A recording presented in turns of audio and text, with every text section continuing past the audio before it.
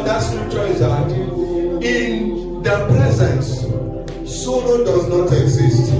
That's the meaning.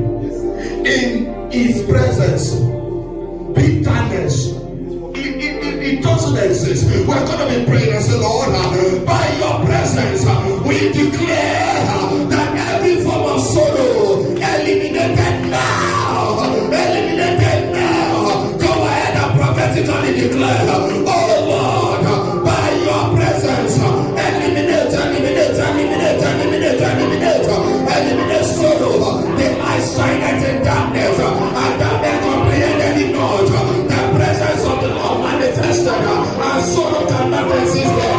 The presence of the Lord comes in joy, and the joy subdues sorrow. Oh Lord, in your presence this morning, let sorrow be swallowed up.